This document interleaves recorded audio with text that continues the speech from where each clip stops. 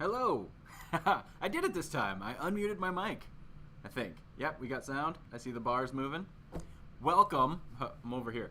Welcome to another edition of Project Next Generation Online. We're going to do things a little bit differently today, but as always, my name is Aaron Sievers. I love doing that. Here we go. Aaron Sievers, technology librarian here at the Elmwood Park Public Library. This is Project Next Generation Online.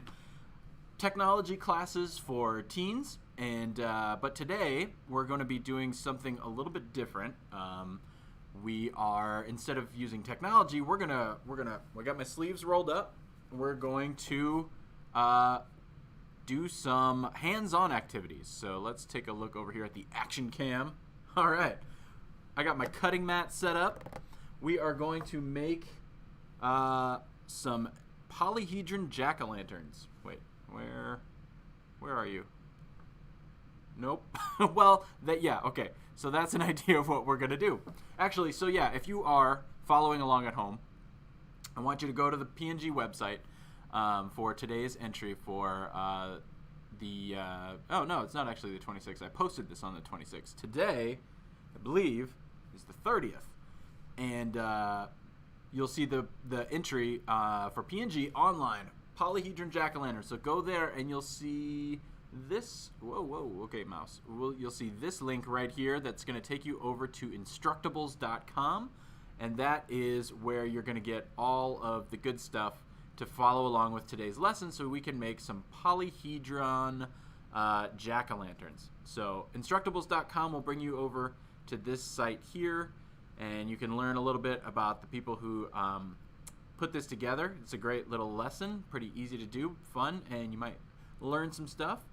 And then you're going to want to download these two PDFs. I'll just show you as an example. They come out like this, and then you want to print that out. If you don't have a printer at home, you can print at the Elmwood Park Public Library, and you can actually currently, I'm totally going to do a shameless plug here. If you go to the Elmwood Park Public Library website, elmwoodparklibrary.org. Up here in the corner, you'll see a printer icon, and you can use this to submit print jobs online.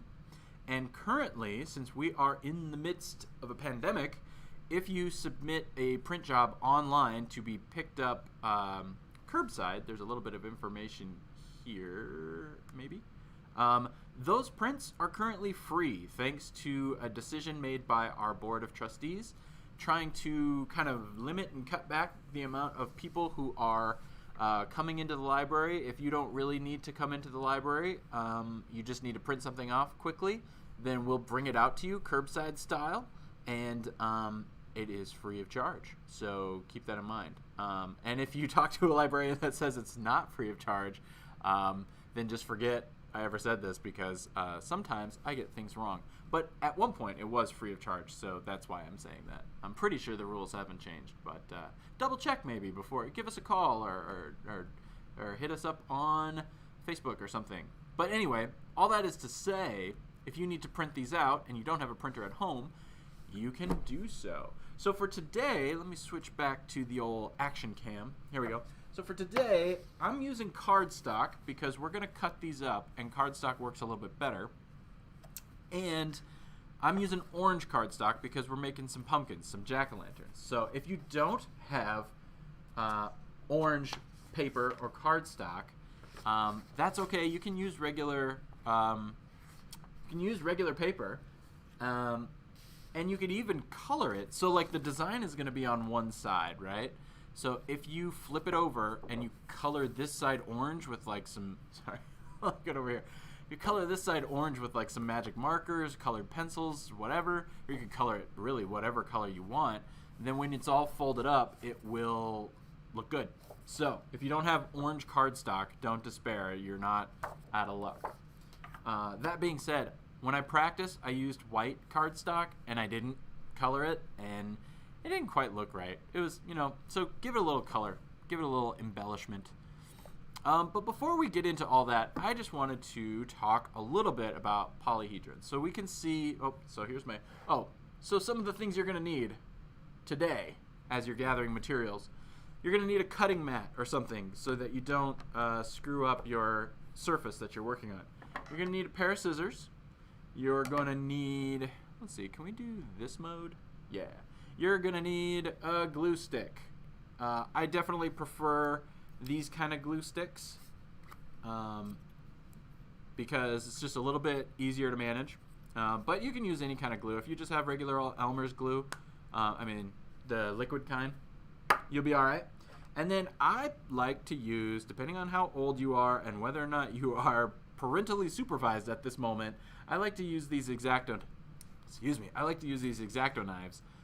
They're very sharp, they're very dangerous, but they're very useful if you use them responsibly. Okay? So if your parents are cool with it, if you have one of these, I'd say use it because it'll make things easier. But if you don't, that is okay. You can do this entire thing with scissors, so no big deal. But and then we use the cutting mat to protect our table from the blade here. And if you don't have a cutting mat, grab one of those. You can use any kind of a what do you call it? Cutting board.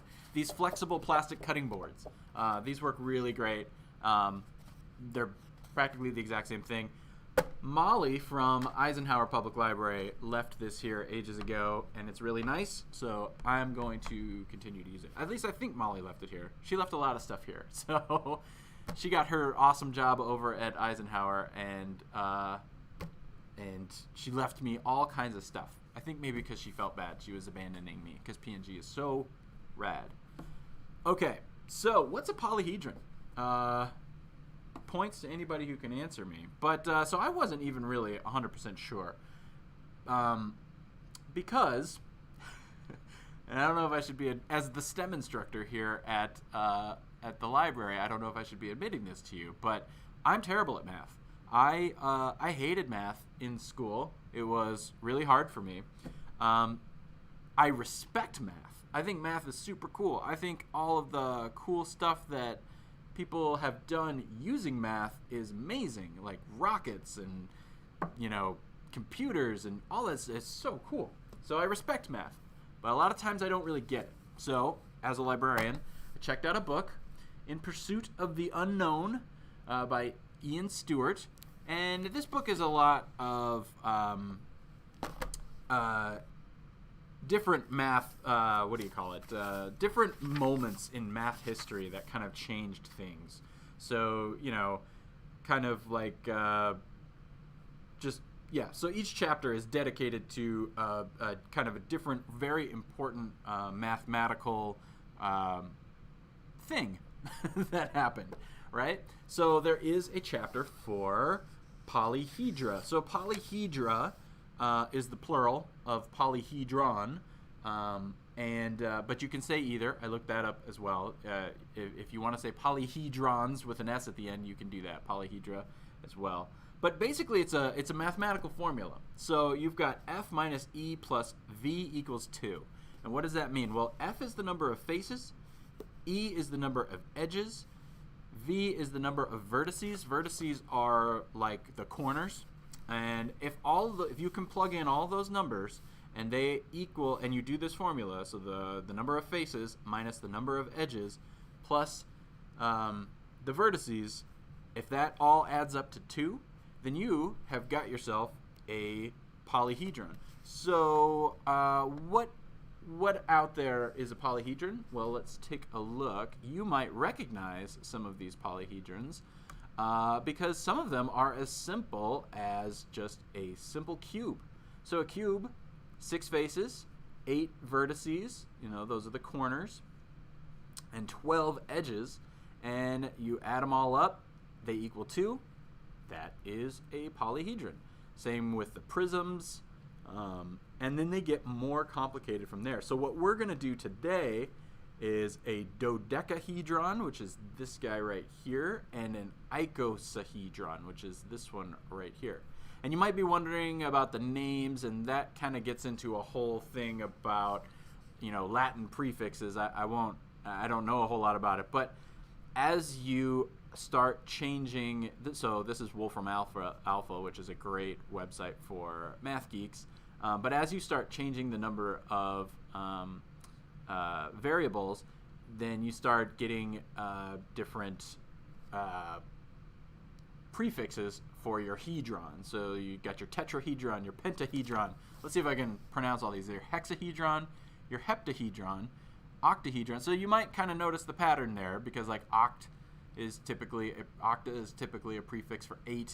You know, penta is typically a prefix for 5. So you can kind of get the scheme there.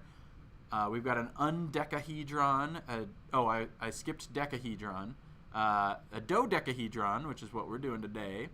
And I got those flipped on the previous page, because you can see the tetradecahedron and then the icosahedron. Icosahedra is 20 sides. So for all you D&D nerds, that's a 20-sided die. That's an icosahedron.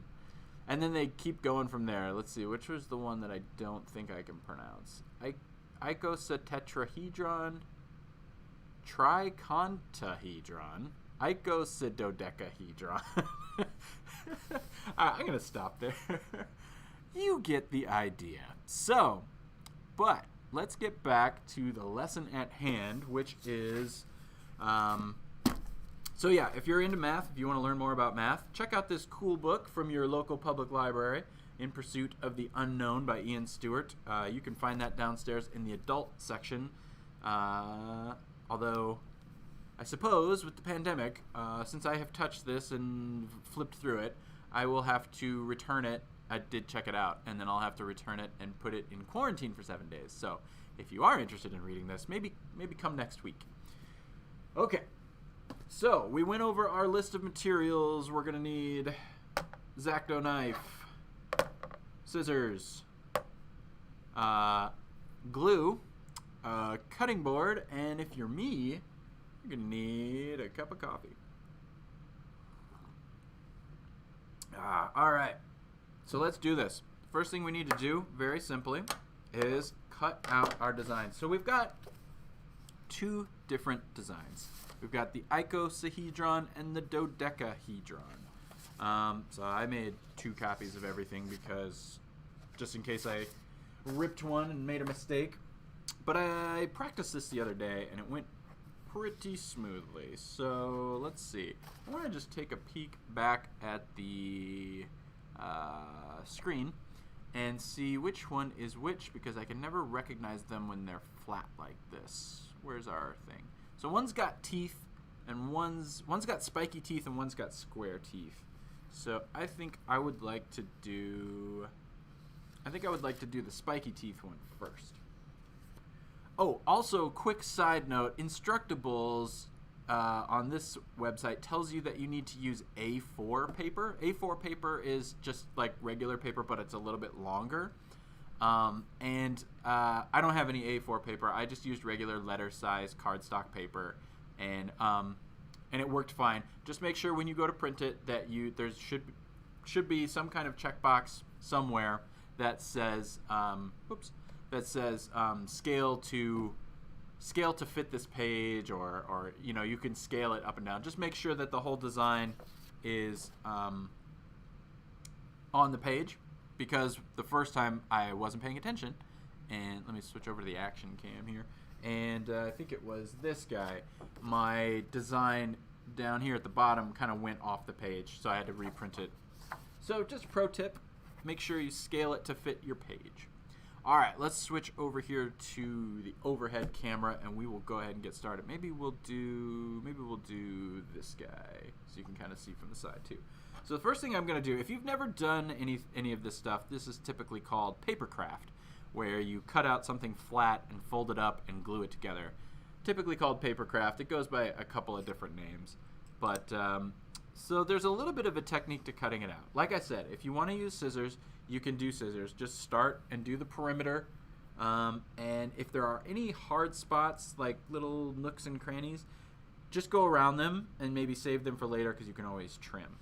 If you're using an X-Acto knife like me, then you're just going to want to kind of follow along. Now, the first thing that that's important is when you're making a cut like this, Like, let's say I wanted to start in this corner right here. I don't know if you can really see that, but so if I want to start in this corner here and I want to cut this way, I run the risk of cutting too far, and then I could theoretically, if I make a mistake, I could slice into this little tooth. I think this is a tooth, and that would be bad. So whenever I'm in a situation like this and I might be heading towards a line that I don't want to cut, I flip the paper around so that, now I'm left-handed, so don't let that throw you. And if you're right-handed, you just do the exact opposite of this. But I flip the paper around so that when I'm slicing away from the rest of my stuff. So you're going to see me kind of rotate this page all around as we go, because I'm basically just protecting what I am, I'm protecting my design. So enough jibber jabber, let's go ahead and get started. So I'm going to just basically cut. That first cut was terrible, so that's okay.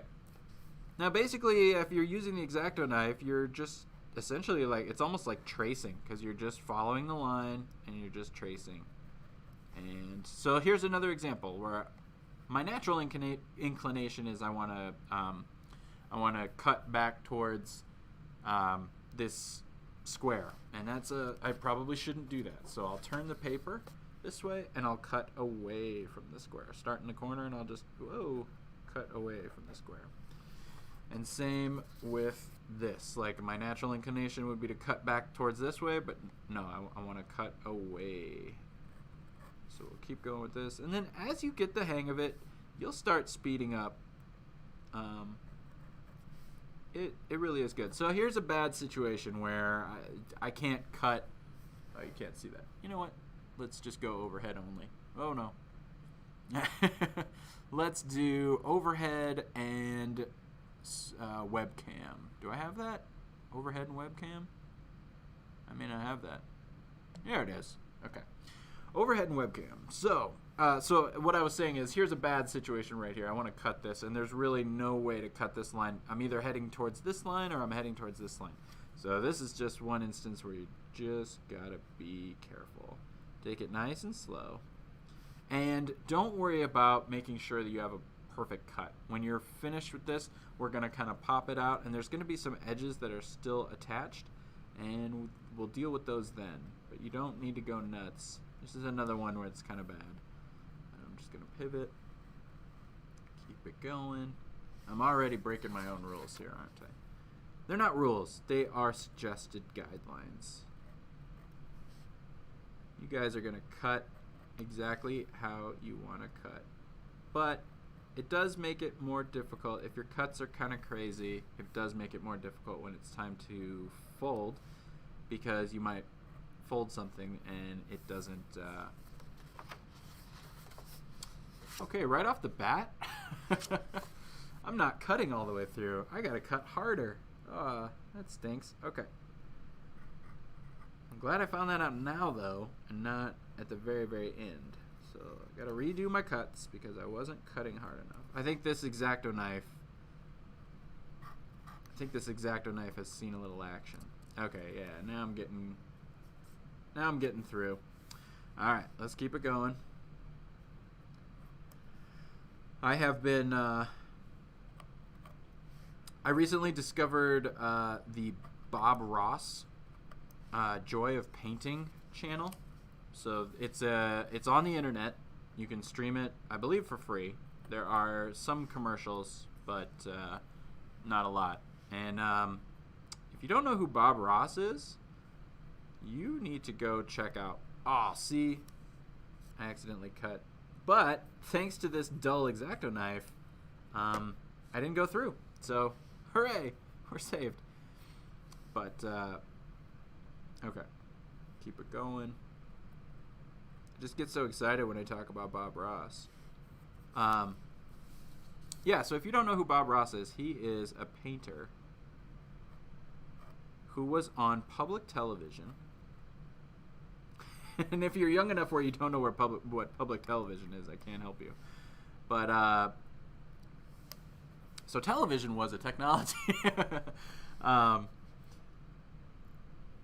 Bob Ross, super cool guy, kind of a weird hippie guy. Although, so we were looking up Bob Ross trivia as we were watching it because he's an interesting dude.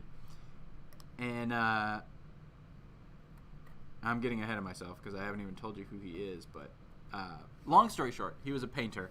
He had a TV show on PBS, and he would paint pictures. And he would always like encourage people to paint, to do their own paintings. And he was kind of like teaching basic painting techniques, and he's super cool because he just had like a super chill vibe. Everybody loves Bob Ross. I never met anyone who was like, oh, that guy. And he was on PBS for like, we looked it up. It was like 83 to like 90, like over 10 years for sure. And so, as you would imagine, there are now enough episodes of the Joy of Painting with Bob Ross that they have created an entire streaming channel, which I believe is just called the Bob Ross channel. And so that's all it does. It just like plays episode after episode after episode, and like maybe like a 2-minute commercial break in between, you know. So it's been pretty awesome. But Bob Ross's whole thing was he was super positive. He was always trying to encourage people to paint. And then he also had like a bunch of little quirks. Like he would paint trees and he would call them happy little trees. And like, you know, he was always talking about like using your imagination and believing in yourself. Like he's like the coolest dude. But it also made me laugh because we discovered that he was in the Air Force for like years. So his whole Joy of Painting thing was like a second career because he was totally like a military guy. Watch one episode of Bob Ross, you would never suspect. We also discovered that he was married 3 times, which is another kind of a shocker because you just don't expect someone as even keel and positive to have like relationship drama. It's just not something that you expect to hear. I mean, and I don't know why why he got divorced at any point. Like, who knows? But I thought that was interesting. So I've been thinking a lot about, you know, Bob Ross's coaching technique and how I'm not going to say these are like happy little cuts or anything like that, but he did a really good job filling the air because he's the only one on the show. So it's just him and his easel painting, and he's just talking to the camera, kind of like I am right now. And yet somehow it's still totally compelling. And obviously he is painting a masterpiece. Unlike these cuts. Oh boy, this one's really stubborn. A lot of times you will get yourself into a situation where you've scored it and maybe haven't cut it, and then it's being really stubborn about finishing your cut, or it'll like try to send you into a rut. Like, I want it to go that way, and my blade keeps going that way, and that can be frustrating. But just keep going over it. I don't have any sage advice for that scenario. I'm just recognizing that sometimes it can be a pain. All right, so here we've got like this deep V, and so I am going to make sure I start in the corner and come out. That's looking good. Oh, here we have a nice long straight shot. So let's go. So as you're looking at this design and kind of staring at it and thinking about like, well, what's going to happen when we go to fold it up? If you read through the instructions, these tabs that you see that have all the numbers on them, those are where that's where the glue goes, essentially. The dotted lines are places where you're going to fold. And the tabs are places where you're going to glue. And the numbers are the sequence that you're going to do it in. So you're going to start at 1 and work your way up. And this one, as far as papercraft goes, is pretty easy. I didn't have any... I mean, I've done my fair share of papercraft, and I didn't have any major problems with this one. So I think this might be a good... If you've never done papercraft before, this might be a good intro. And we can talk more about that after we're finished. If you like the idea of doing papercraft, boy howdy, there are a lot of designs out there for free, and all you got to do is, I mean, like we did this morning, all you got to do is download them. You know, they usually come in like a PDF. A lot of them will come, I mean, I'm just talking about, you know, papercraft designs in general here, but a lot of them will come with a design printed on it. So you want to like print it in color because it'll have like pictures and details and stuff. And then when you fold it up, all those details, you know, are lined up, and your thing looks like, you know, whatever it might be, Han Solo or you know, Princess Leia. I don't know why all of the papercraft has to be Star Wars, but those are the first two that popped in my head. Omar Ramirez, who worked here at the Elmwood Park Public Library for years and years, he's the one that got me into papercraft. And one of the designs he captured my attention with was a Tony Stark Iron Man. If you follow the library on Facebook, you know that I like Iron Man. He's my jam. So he made me a Tony Stark Iron Man figure. It was big. It was like, here, action cam. It was like this big. And it had a removable helmet, which was super cool. You could take his helmet off, and then you could see like his human face underneath his armor, which was crazy. And I remember he gave that to me and was like, no big deal. I just cranked this out, like whatever, you know. I mean, that's Omar also. Like he's always doing something crafty. And so that definitely piqued my interest. I thought that was so cool.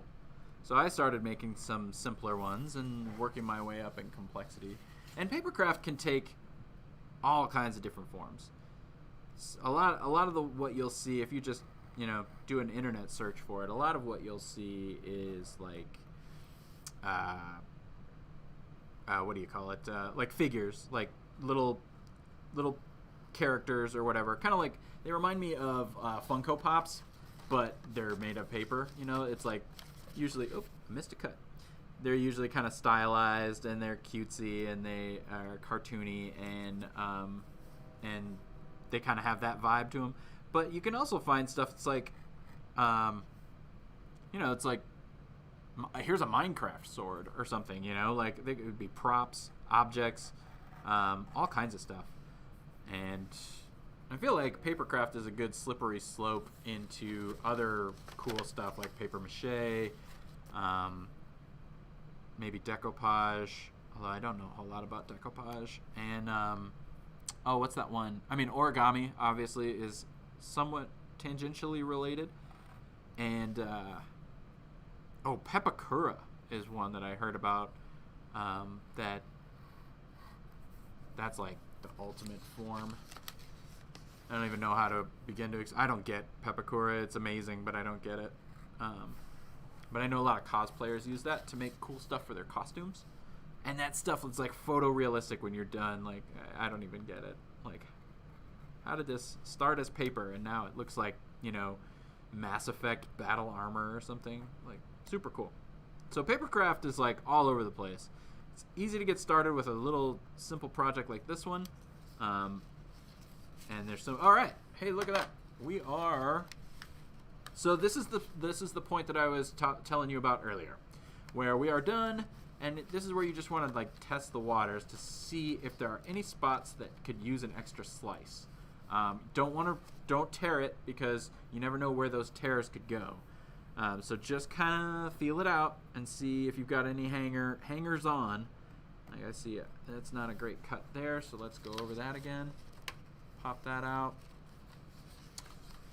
Any other place we might have a little... Ooh, I see a spot here. Look at that. Yeah, almost. Some of them, if they're just hanging on by a thread, you can just kind of pop them off. But just be careful to make sure you don't, like, rip anything. All right. We got our first one cut out. Very cool. So, I was struggling with the idea. I wasn't sure if I wanted to cut them both out first and then fold them both, or if I want to do one and then do the next. Maybe I'll do one and do the next, just so you can kind of get a sense. So, right off the bat, if you're looking at it like this, let's switch over to, yeah. So if you're looking at it, let's do this one. If you're looking at it like this, and you see the lines, those lines are going to end up on the inside. So this is all going to get kind of folded up like so. I just turned into Super Mario for a second. So now we need to do the folding. Now you can get nuts with the folding, but you don't have to. I need to be, yeah, maybe more on this side. Here we go. Coffee break, huh? Yeah.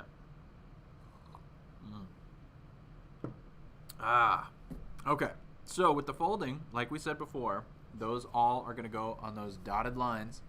And so it's important to get a nice straight fold. Some people, I think this is what I was saying about with going nuts on the folding. Some people will take like a straight edge, like a ruler or whatever, and put the ruler down and then fold it over the ruler to make sure it's like perfectly straight.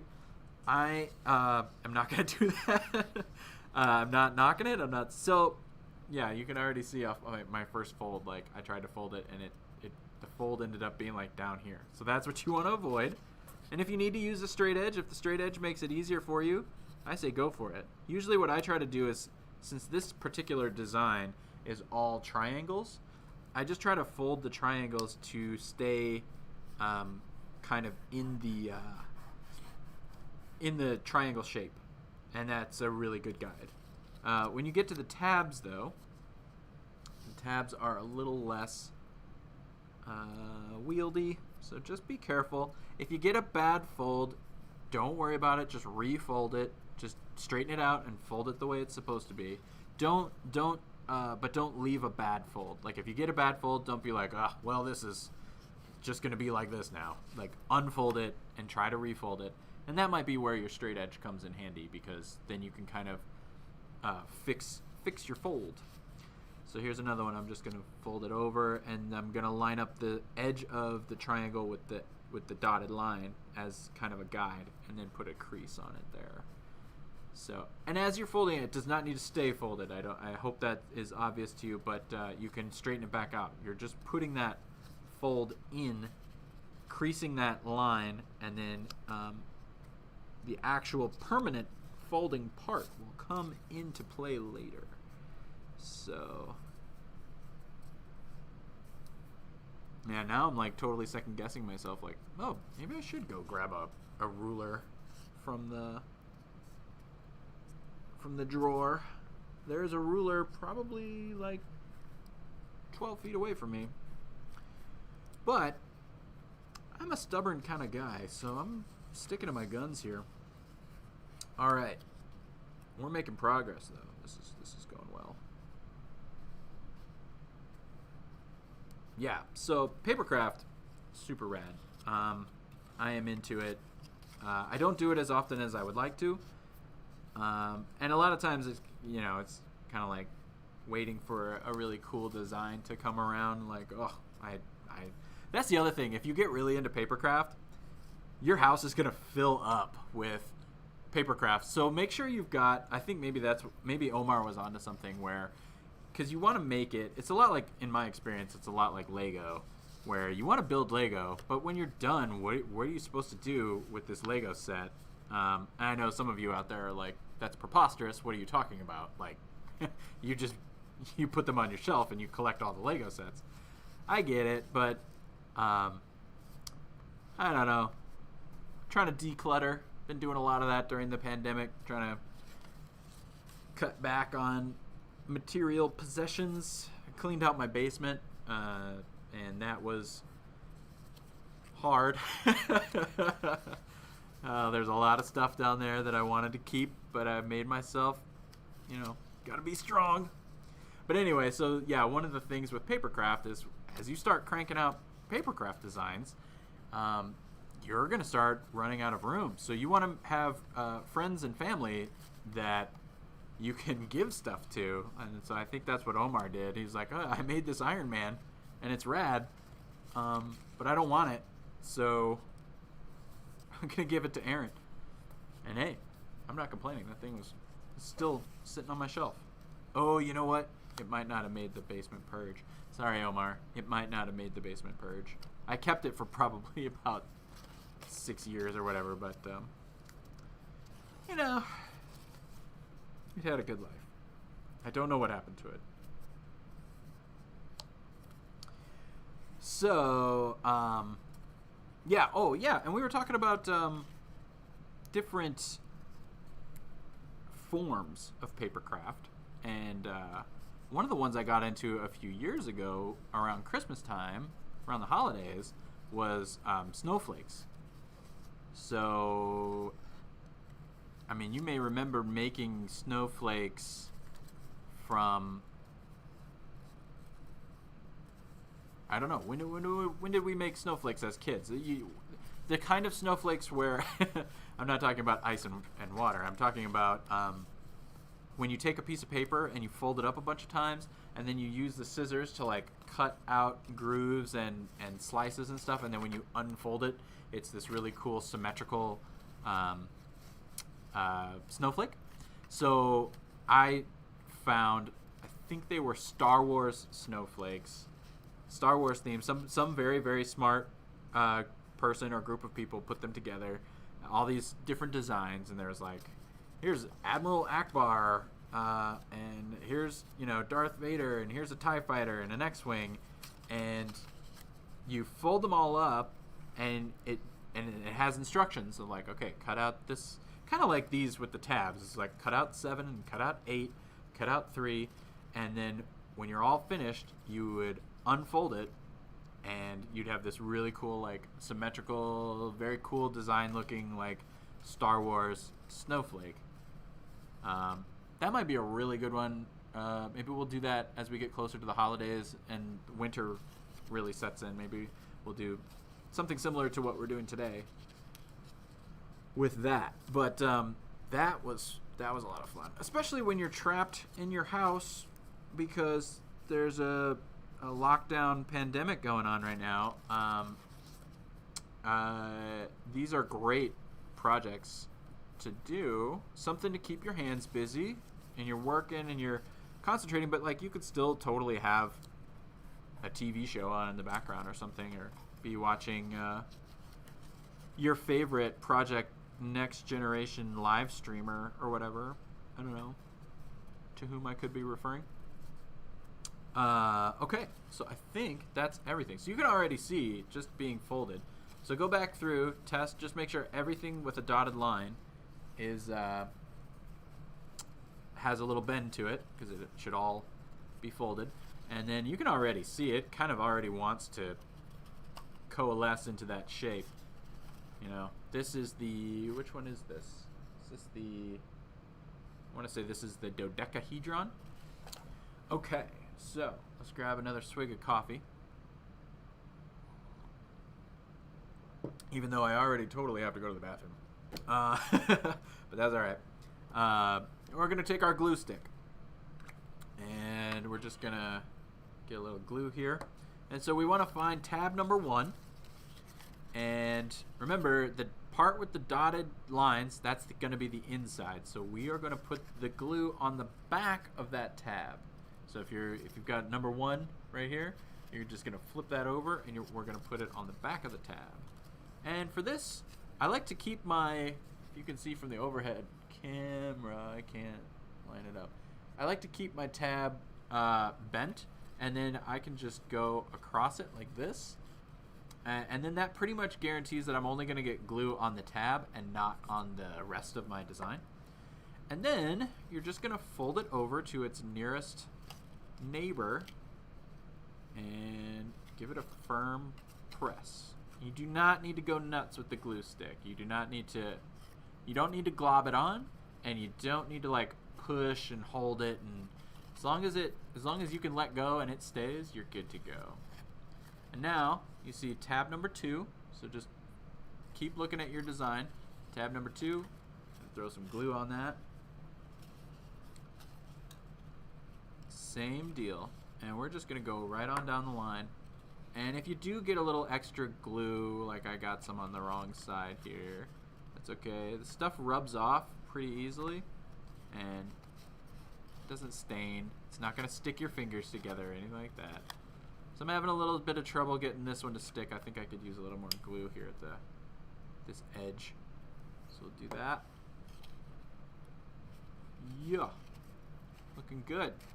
Making progress. So that was 1 and 2, and you can see right here I got 3 ready to go. I don't know how much you can see, so sorry about the camera situation, but this is, hopefully you're looking at your own thing and just listening to me at this point. Unless you are living totally vicariously through me, in which case I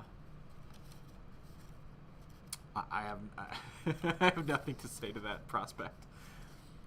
Okay, so that was 3. Where is number 4? So as you're progressing through the tabs, I will say that some of these can get a little bit hard to spot. You kind of have to spin this thing around until you can find the one you're looking for, which is number 4. Found it. So let's get some glue on there. And so this is paper craft. Like, if you're following along and you're doing this with me right now, you are paper crafting.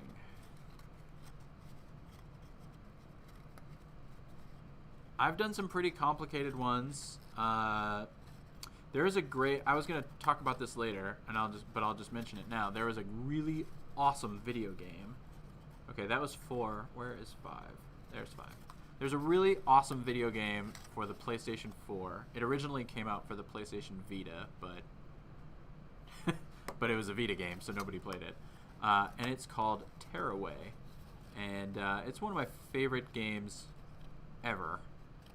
It's from the same developers that made the Little Big Planet games, and more recently they made the Dreams game for PlayStation.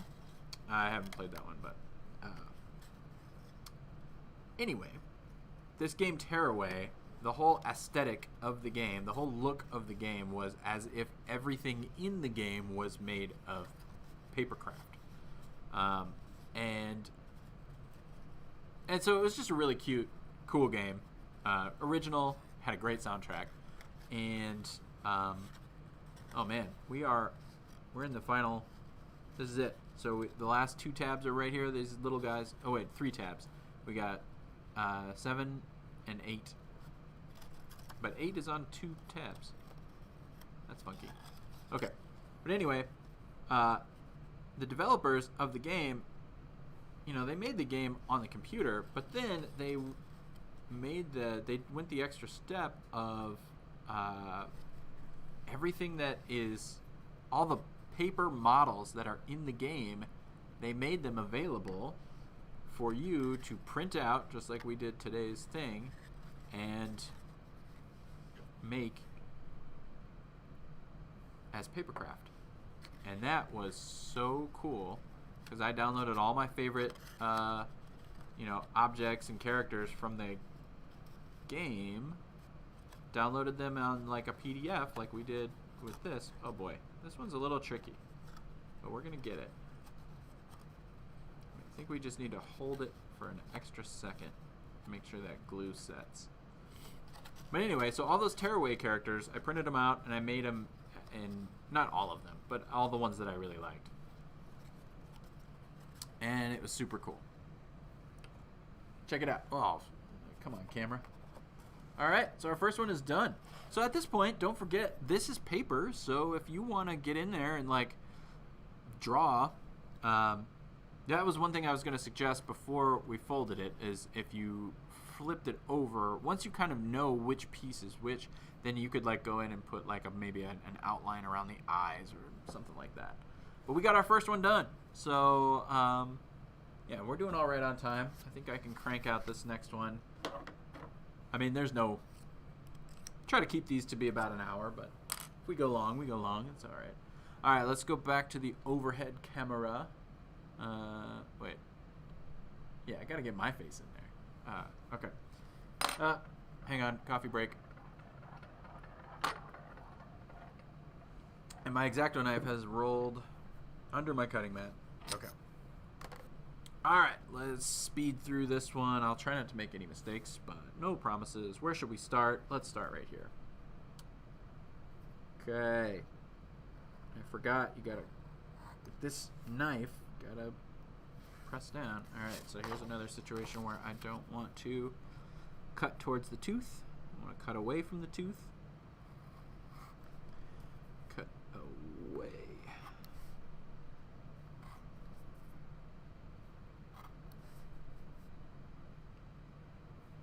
Lot of creative ideas floating around for how to do Halloween in the pandemic.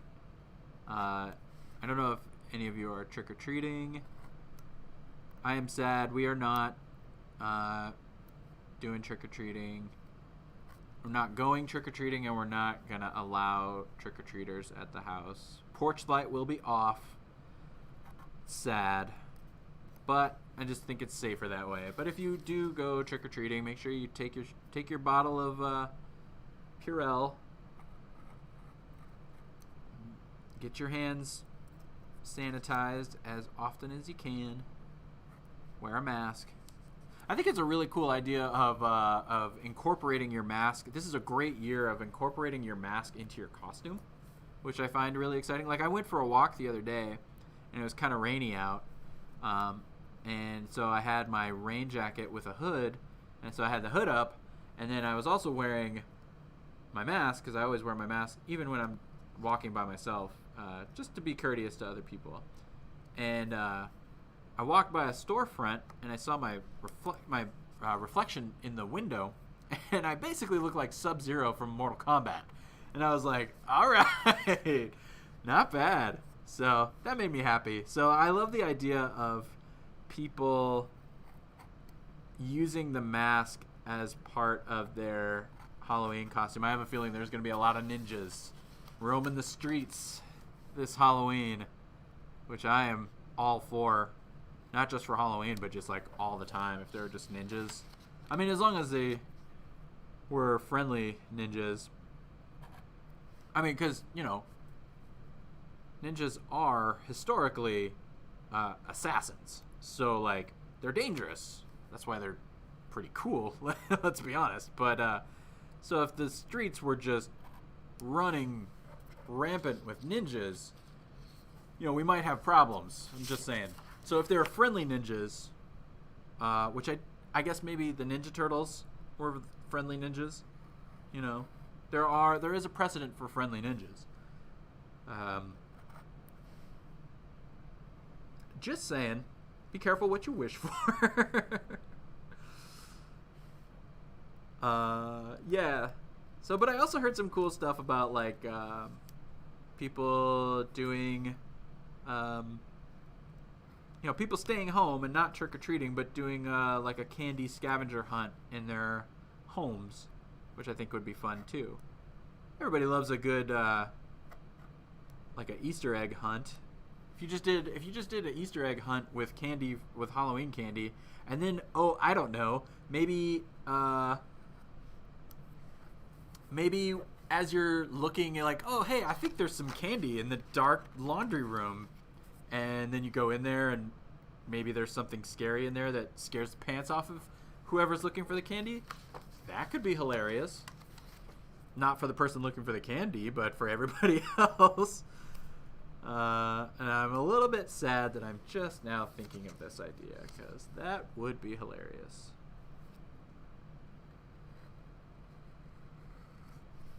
It's a really good opportunity to have scary things pop out. Closets, pantries. You could even get creative.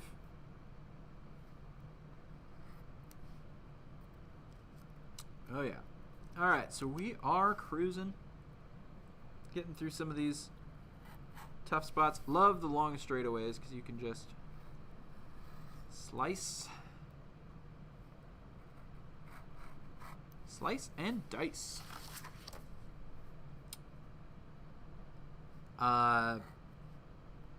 Yes, so my Halloween, I did dress up. If you look at the library's Facebook account or the Instagram account, you can see my picture. I dressed up as Tony Stark, aka Iron Man, and that was fun. We were asked to dress up as our favorite, literary character or like pop culture, movies, TV shows, books, video games. It was all fair game. Usually I'm a little bit, I feel like Halloween should be a time for scary costumes or something, and I try not to do cosplay for Halloween, but this year I made an exception. So that was fun. That costume that I wore was actually something that I put together in 20... Okay, so I'm having trouble. Sorry, I lost my train of thought here. I am having trouble. You can see this little cut right here. It's giving me grief. So I'm going to go over it as best I can, but I'm kind of just like cutting all kinds of stuff.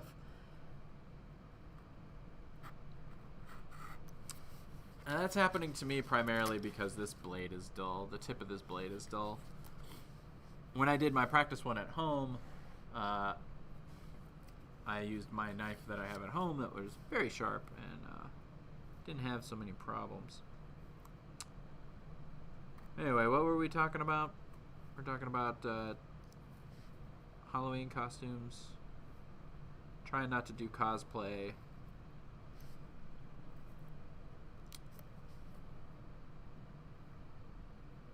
I always have subscribed to the idea of if you're going to do cosplay for Halloween, put a tweak on it and make it spooky. So take whatever, I want to dress up as a Power Ranger. That's fine. But if it's Halloween, maybe you're a zombie Power Ranger, or maybe you're a undead, ghost Power Ranger or something. Just put a little spin on it for the holiday. That's what I should have done with Tony Stark. A ghost. But oh, so that's what I was saying. Is that costume is a costume that I originally came up with in I think 2013. Put together the T-shirt with the glowing arc reactor and got the goggles and the gauntlet. That gauntlet, by the way, is a Nintendo Power Glove, which if you're a youngin', you probably have no idea what that is, but you can Google it. It's embellished with 3D printed pieces of plastic that I made ages ago on the 3D printer. So, if you go back to our first Project Next Generation online class, it was all about the 3D printer.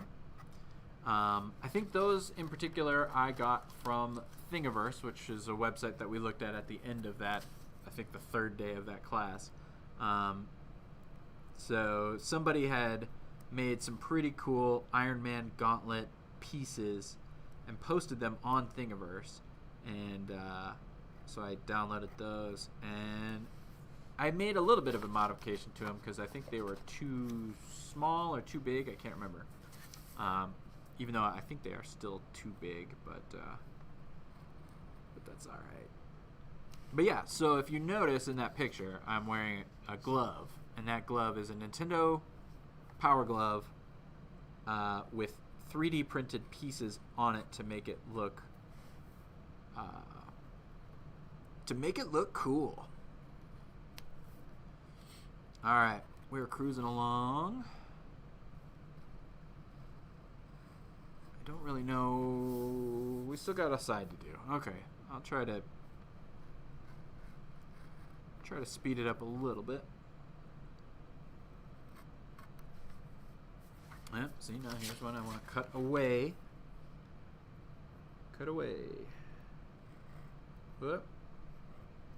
See, that's one where, like, I made a bad cut, and then it just kind of wanted... Then the blade just kind of gets a mind of its own, so... It's not great, but we'll be alright. Yeesh. I think it might be time to get a new X-Acto knife. Or you can actually get a new blade. This unscrews and this blade comes right off. So I just need to track down a new replacement blade. And I can do that fairly easily. I think I will definitely be doing that before we do a Snowflake program in the winter. For sure. Okay, so where am I at this point? Alright, we're over here now. I lost the plot. Getting our cut on, coming around the bend.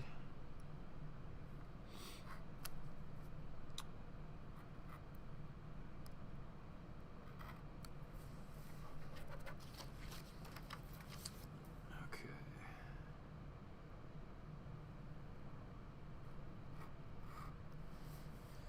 That's not great, but it's gonna be okay.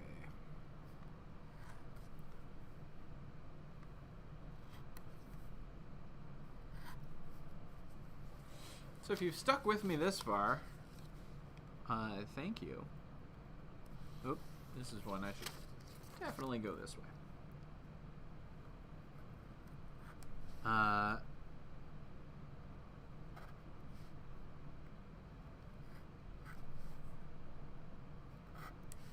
Sorry.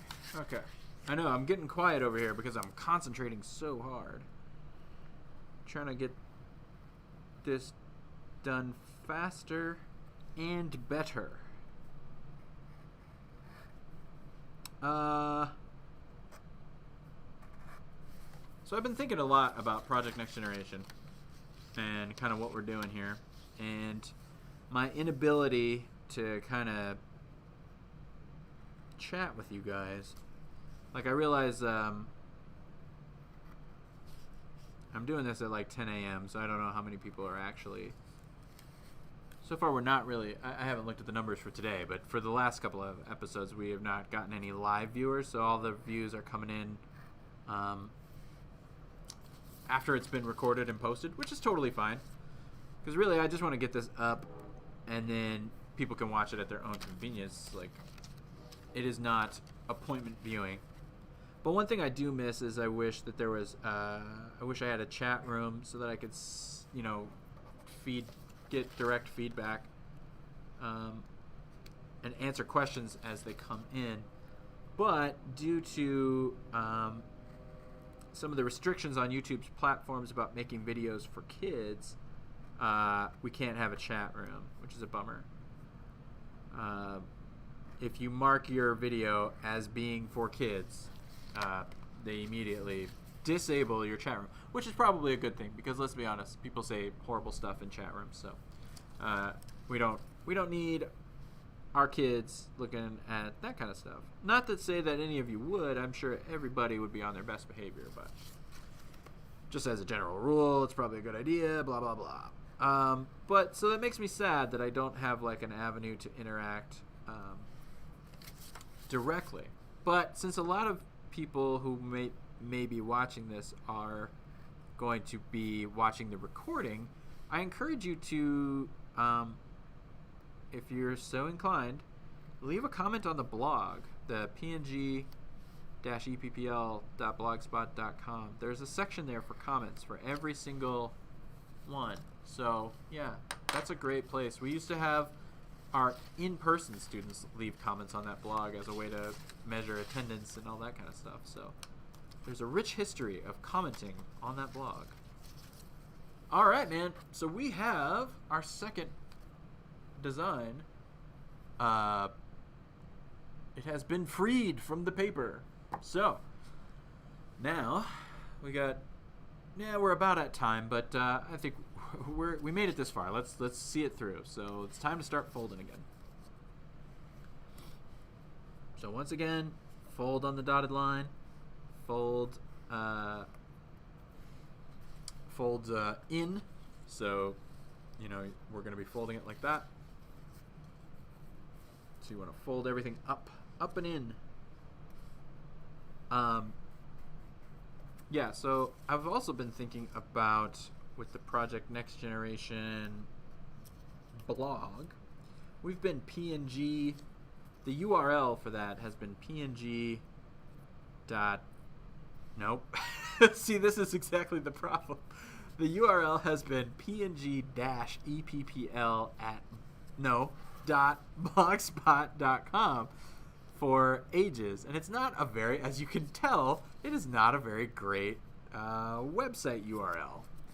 I think it might throw people off that it's not attached to the Elmwood Park Public Library, but I really just started using the blogger format. That was ages ago, and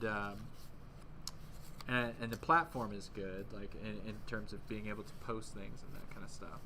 So I've been thinking a lot about purchasing a new domain. The site would stay the same.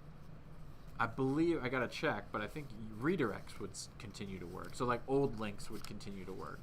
But going forward, you could use the new URL. So I was URL shopping the other day, looking through the old online registrar, trying to find some cool website addresses. I don't want anyone to go out and squat on the domains that I was looking at, but one of them was png.online, because now you can get you don't have to do .com, .net. They've opened that up a lot over the last couple of years to make all kinds of stuff. You've probably seen like .tv and what's another popular new one? I can't remember now. But yeah, so .online is one. I think it was png.online. I think maybe png.online was taken or really expensive, like stupidly expensive. So I think maybe I was looking at like Project Next Gen Online. See, this is the benefit of not having any live viewers, is I can spill my guts and I can talk about all this stuff, and I don't have to worry about anyone going out and registering these domains out from underneath me, because there's nobody listening. But actually, that's not true. I can't see the YouTube page. I don't know. Maybe there's tons of people watching right now. So we are making progress. We're folding this thing up. Now, if you remember the last time when we did this guy. Nope, can't see that. There we go. When we did this guy, he's primarily composed of triangles. And this one seems like it is primarily composed of, what are these, pentagons? 5 sides? Pentagons.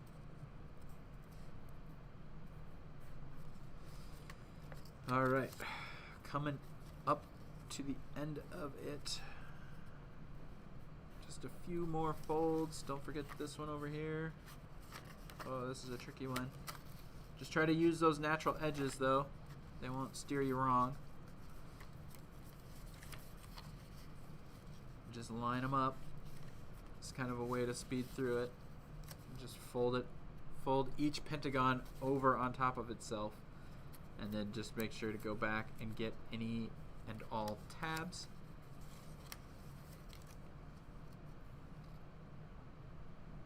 This guy. You're hogging the spotlight. What if we put you over here? Yeah.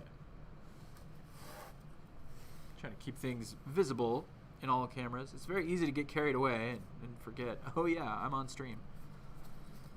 Alright. what's left. Just a couple more folds. Thank you for hanging in there with me. Hopefully if you're doing this with me, you're having good luck. But don't forget, you can always pause if I'm getting ahead of you, or speed up if I'm taking forever.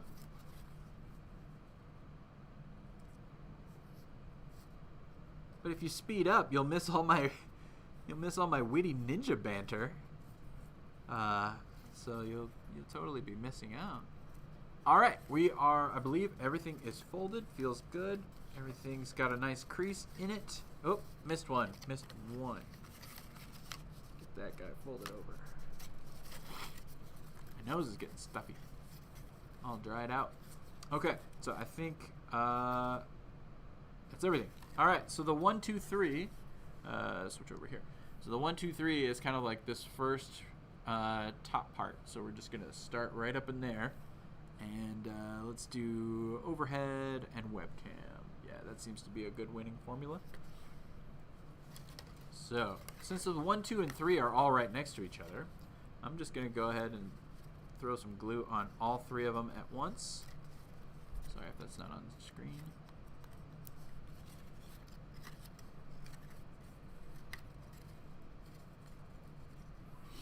And then it looks like this flap just goes right on top.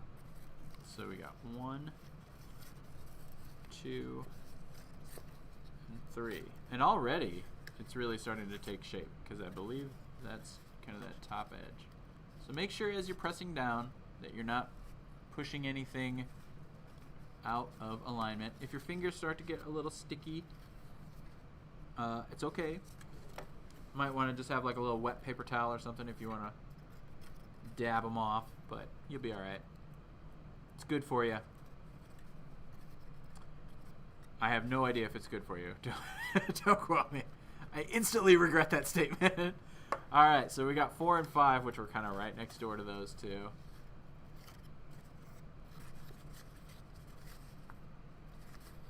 Cruising along. Alright, starting to take shape. Now it just kind of looks like something from Stranger Things. Like, bleh. You can just leave it like this if you want it to be terrifying. Alright, so where are my next tabs? We're looking for, I see 7, 8, 9, but I am looking for 6. I don't believe I've gotten 6 yet, and I don't see it. Oh, hey, you know what looks exactly like a 9 when it's upside down? A 6. Found it. Let's throw some glue on that guy.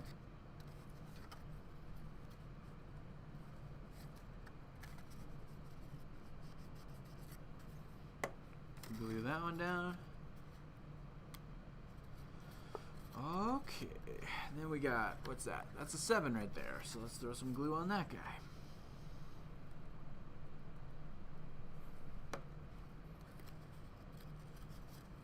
And, whoop. Yeah, I knocked that apart, so we'll put that one back together. Yeah, and if anything comes apart while you're pressing on a different one, just put it back. If you need to add a little more glue, add a little more glue. 9 times out of 10, you just got to give it a firm press. And patience is a virtue, too. If you can just, like, hold it for 5-10 seconds, that usually will help.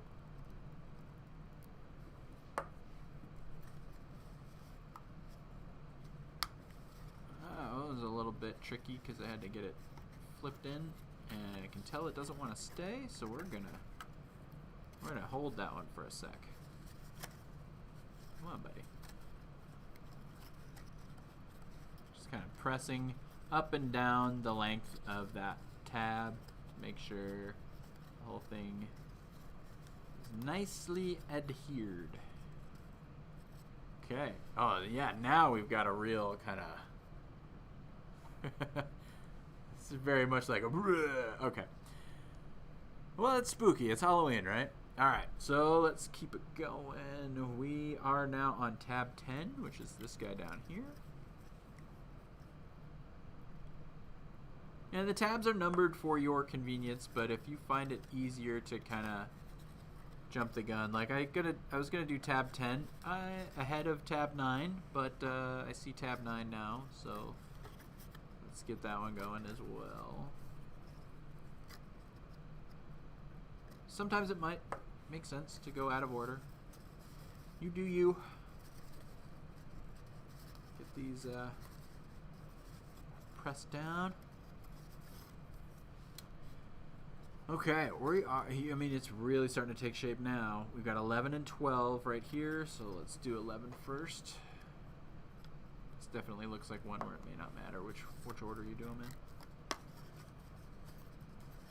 Keep that going. Oh, I can tell the top of 11 doesn't really want to stay put.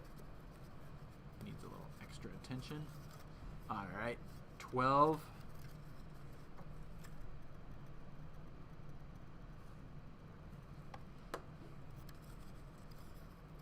Okay, 12. Press it down. Looking good. Okay, now we just need to kind of do the nose and the eyes, and it looks like you can see on the inside of that you got 13, 14, 15, 13 has, there are two number 13s, so maybe in terms of order of operations we want to do the 13s first and do them both at the same time. Get those cheekbones. It's a small tab, but I want to make sure it's got a lot of glue on it. Seems like a small but important tab. Alright. Feels good. What's left? We got 14 and 15, so let's do 14. Yeah.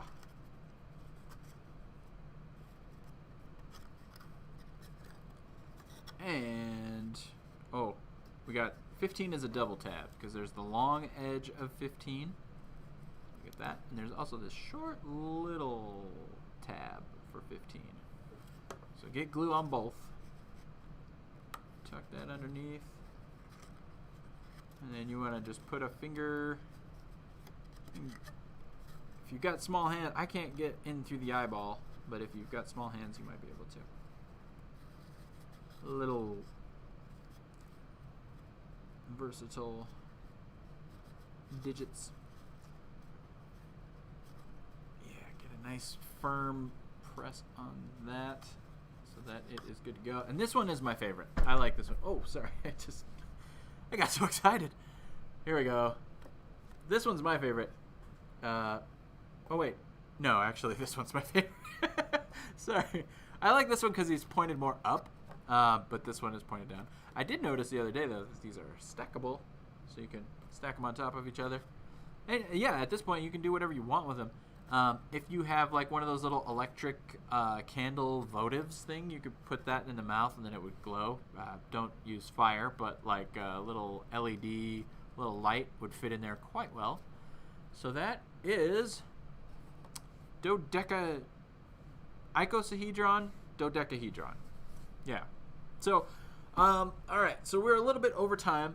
So I just want to show you a couple more things. First off, if you enjoyed this, we were talking about this before, I highly recommend that you go out and do more papercraft. It's a great at-home activity, especially once it gets cold and you start climbing the walls in your house. So let me take a look. Let's do screen and... Oh, the action camera is disabled. That's okay. Doesn't matter. Let's just take a look at the screen. I wanted to show you this great website called QBcraft.com. It has all kinds of free papercraft designs that you can print out, cut out, and fold. There's a little difficulty rating underneath to tell you, like, this, 1 scissor out of 5 or 3 scissors out of 5. And they have, seriously, like, their catalog of characters. It seems like a copyright nightmare, but I just typed in Marvel, and this is what came up. But, like, they have Star Wars and all kinds of stuff. Like, go back to the homepage, you can just kind of... They have original characters that don't really, like, belong to a TV show or movie or anything like that.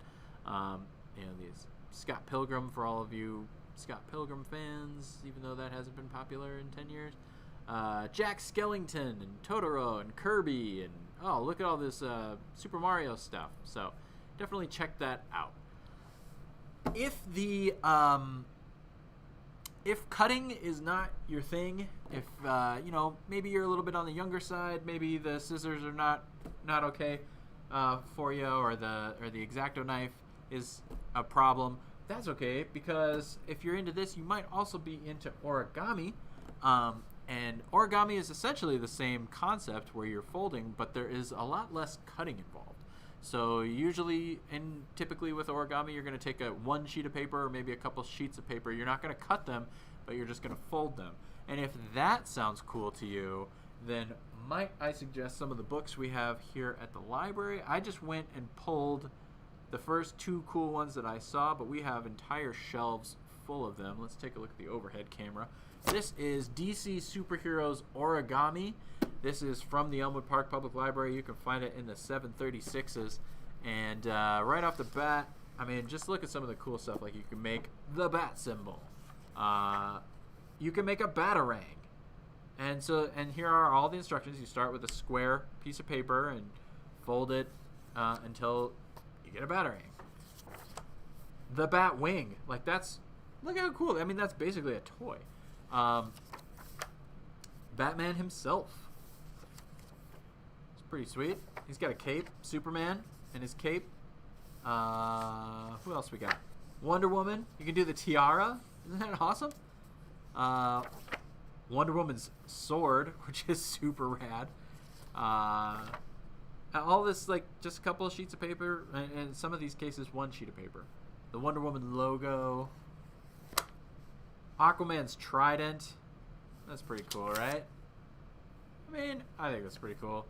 And then in the back, don't tell anybody, but there are the sheets. These are the origami sheets. Origami paper is usually a little bit thinner, and it's usually a perfect square, not like a rectangular letter size piece of paper. But these have perforated edges in the back, and you can totally, I don't know, my other librarians might be mad at me for telling you this, but you can totally just rip these out and make some. So that's cool. If DC superheroes are not your thing, check out overhead cam. Pokemon origami. All of your favorite Pokemon. Maybe not all, but you got your Pikachu. What more do you need? Bulbasaur. Eevee. I don't know. Back in my day, there were only 120 Pokemon. I don't Eevee. I don't know what you're talking about. Oh, that's QBcraft. What are we looking for? That's what we're looking for. All right. What else we got? That's pretty much it. Charizard, and then once again perforated back here. There's a Pikachu right here. You could rip this out. I know you've been trained your whole life not to rip things out of library books, but I'm not saying. I'm just saying. Also, yeah, we've done a couple of programs in the past with origami where we mixed technology with origami. This was a cube that we made. I know the cube is not super great. Lay off me. But we ran conductive tape through the cube.